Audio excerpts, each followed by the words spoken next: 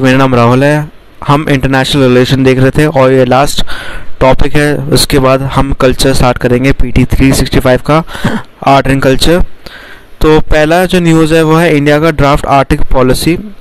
Government ने recently release करा एक ड्राफ्ट आर्टिक पॉलिसी डॉक्यूमेंट जो सॉलिसिटेट करता है पब्लिक कमेंट्स को। आर्टिक रीजन आप देख सकते हो मैप पे, ये नॉर्थ पोल पे रहता है, ठीक है। अगर आपके पास वर्ल्ड मैप है तो समझ आएगा आपको। तो अब अगर ऊपर से देखोगे आर्टिक ओशन से, तो Russia, Canada, USA, Greenland, Iceland, Finland, Sweden, Norway, ये सारी पास पास है कंट्रीज। आर्टिक रीजन बेसिकली, एक मिनट, ये पड़ती है लैटिट्यूड 66 डिग्री 34 नॉर्थ, जिसमें आपका आर्टिक ओशन आता है, जिसमें नॉर्थ पोल है सेंटर में।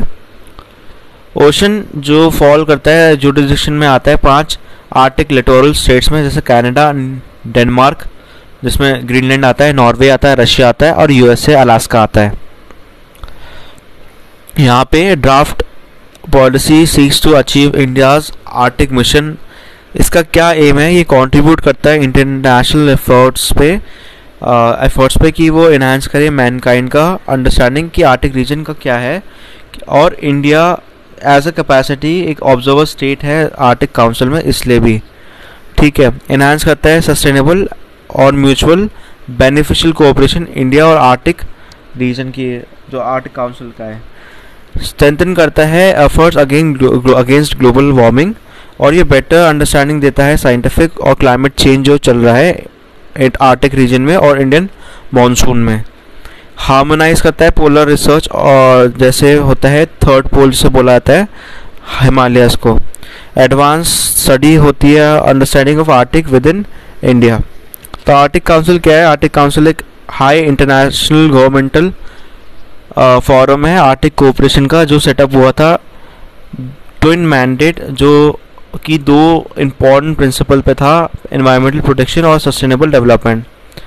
इसमें 8 कंट्रीज आती हैं, या मेंबर स्टेट बोल लो, और परमानेंट पार्टिसिपेंट ऑब्जर्वर्स भी होते हैं।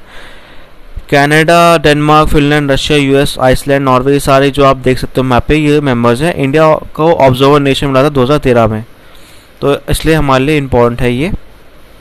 India in the Arctic history देख लेते हैं। पहला 1920 में सेवल बार्ट ट्रीटी साइन हुआ था पेरिस में। 2007 में फर्स्ट साइंटिफिक एक्सपेडिशन हुई थी आर्टिक में।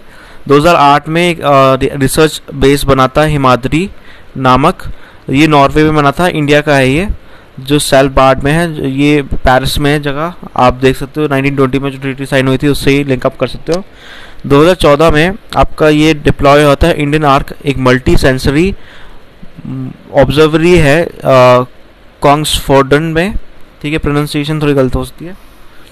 और लास्ट है ग्रुप बदेत एटमॉस्फेरिक लेबोरेटरी, जो सेटअप हुई थी एलिसुंड में, और ये सेवल बर्ड में है, ठीक है। तो यहाँ पे प्रोनाउंसिएशन देख लेना क्योंकि मुझे एक्यूरेट पता नहीं है। तो 2016 में सेटअप हुआ था ये। तो ये पूरी टाइमलाइन है, आप इसको देख सकते हो। नेक्स्ट जो न्यूज़ है वो है data free flow with trust, DFFT। India ने रिसेंटली रिफ्यूज़ करा है कि वो सिग्नेटरी बनेगा इसका ओसाका डिक्लेरेशन, जो डिजिटल इकोनॉमी पे है, जो प्रपोज करती है data free flow with trust, DFFT। इसका बेसिकली एम ये था कि एलिमिनेट करती है रिस्ट्रिक्शन जो cross border transfer of information पे होती है इलेक्ट्रॉनिक मीन्स के द्वारा। इसमें पर्सनल इन्फॉर्मेशन से स्टोरिंग डेटा आता है फॉरेन सर्वर्स पे, प्रोडक्टिविटी, इनोवेशन, सस्टेनेबल डेवलपमेंट, ये सारी चीज़ आती है। ये स्ट्रेस देता है इंपॉर्टेंस, एड्रेस करता है चैलेंजेस जैसे सिक्योरिटी, डेटा प्रोटेक्शन और इंटेलेक्चुअल प्रॉपर्टी, या अदरवाइज जो भी बड़ी सारी चीज़ें चल रही हैं। About Osaka declaration on digital economy, ये डिक्लेरेशन साइन हुआ था G20 की समिट में 2019 में जो हुई थी। G20 आपको पता है ग्रुप ऑफ 20, इसमें इंडिया भी शामिल है, और बड़ी सारी कंट्रीज आती है जो पार्टिसिपेट कर रही है इसमें, वर्ल्ड ट्रेड ऑर्गेनाइजेशन में। ये अनाउंस करती है लॉन्च ऑफ ओसाका ट्रैक, जो एक प्रोसेस है जो इंटेंसिफाई करता है एफर्ट्स इंटरनेशनल रूल, जिसमें डिजिटल इकोनॉमी और डेटा फ्लोज, ई कॉमर्स, और प्रमोट करती है प्रोटेक्शन ऑफ इंटेलेक्चुअल प्रॉपर्टी और पर्सनल इंफॉर्मेशन, साइबर सिक्योरिटी जैसी चीज़ों को। ओसाका ट्रैक इंस्पायर्ड था idea of data free flow with trust, जो कि जापानीज ने, ऑब्वियसली ओसाका जापान में है, वहाँ पे एक फॉर्मर प्राइम मिनिस्टर थे शिंजो आबे, जो वर्ल्ड इकोनॉमिक फोरम 2019 में उनने बोला था कि हम एलिमिनेट करना चाहते हैं रिस्ट्रिक्शन जो क्रॉस बॉर्डर डेटा फ्लोज पे होती है। नेक्स्ट जो न्यूज़ है वो है नोबेल पीस प्राइज़ जो 2020 में अवार्ड हुई थी वर्ल्ड फूड प्रोग्राम को। इसके एफर्ट्स ये थे कि वो कम बैक करता है हंगर और यहाँ पे पीस लाइक कंडीशन स्टैब्लिश करते हैं कॉन्फ्लिक्टेड एरियाज़ में, प्रिवेंट करते हैं यूज़ ऑफ हंगर जो एक वेपन ऑफ वॉर और कॉन्फ्लिक्ट बताता है। अब ये अवार्ड जो मिला था वर्ल्ड फूड प्रोग्राम को, इसके हम बारे में समझेंगे क्या है ये, जिसको नोबेल पीस प्राइज़ मिला है 2020 का। ये 1961 में इस्टेब्लिश हुआ था। इंटर गवर्नमेंटल ऑर्गेनाइजेशन है, यूएन की प्राइमरी एजेंसी है जो वर्क करती है एसडीजी गोल को एराडिकेट करने का। जो हमारा गोल मतलब जो एसडीजी गोल है 2 वो ग्लोबल हंगर को एराडिकेट करने का एम है 2030 में। Currently world largest humanitarian agency जो कॉम्बैट कर रही है हंगर को, डिलीवर करती है फूड असिस्टेंस इमरजेंसी में और इम्प्रूव करती है न्यूट्रिशन और बिल्ड करती है रेजिडेंस। इसका हेडक्वार्टर्स वेरी इंपॉर्टेंट है, रोम में है, इटली में, यूरोप में।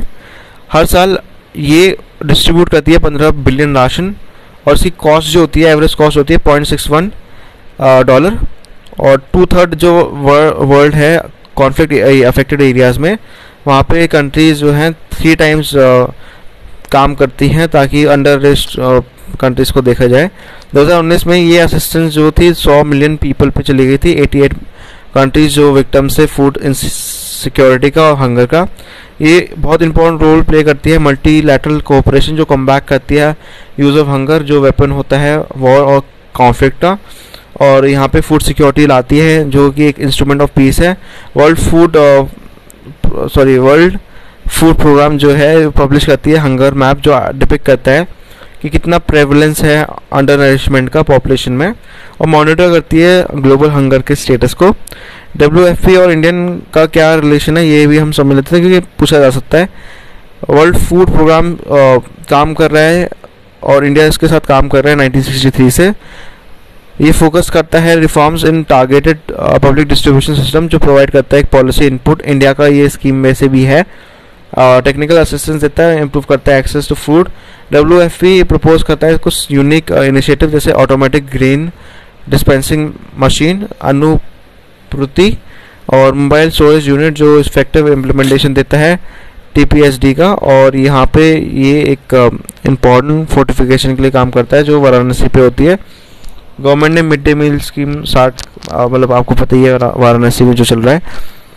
ड्यूरिंग द करंट कोविड क्या हुआ है कि MOU साइन हो रखा है उत्तर प्रदेश गवर्नमेंट के साथ, Uttar Pradesh state rural livelihood mission जो प्रोवाइड करता है टेक्निकल असिस्टेंस, सप्लीमेंट करता है न्यूट्रिशन प्रोडक्ट यूनिट्स को। नोबेल पीस प्राइज़ के बाद में समझ लेते हैं। सबको स्टोरी वैसे मेरे हिसाब से मोस्टली पता होगी पर तब भी पता होना चाहिए। 1901 से ये अवार्ड कर रहा है हर साल, कुछ एक्सेप्शन उन लोगों को जिनने अपना बेस्ट काम करा है मतलब नेशन में, जिसमें उन्हें या तो अबॉलिश करा है या रिड्यूस करा है आर्मीज़ को या कुछ पीस को प्रमोट करा है।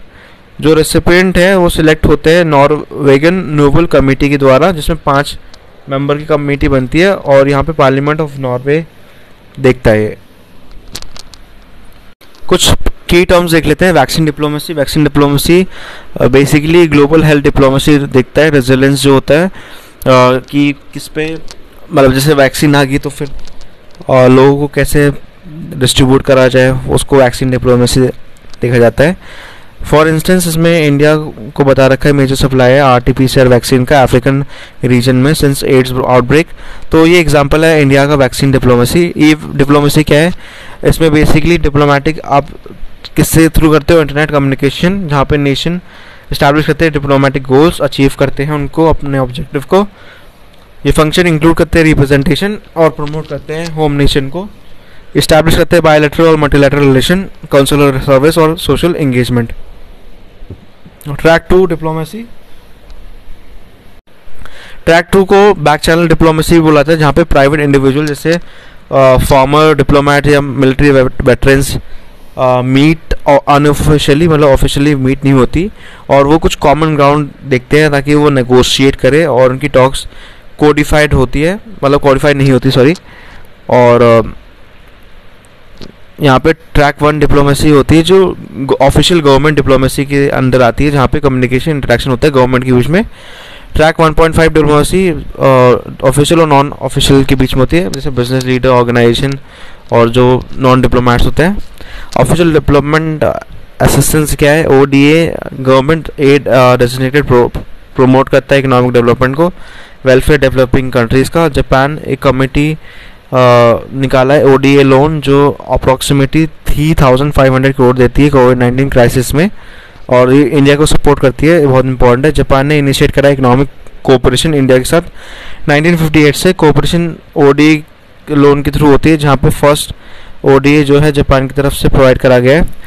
मिनीलैटरलिज्म बहुत नया टर्म है, ये थोड़ा सा डिफाइन होता है कि डिप्लोमेटिक एफर्ट्स जो होते हैं more than 3 countries outside of traditional multilateral form, जो डील करती है कुछ स्पेसिफिक मुद्दों पे, then that individual stands alone, जो एक इंडिविजुअल मैनेज नहीं कर पाता बट हर स्टेट आके मैनेज कर लेती है, और लाइकवाइज कैन नॉट अग्री।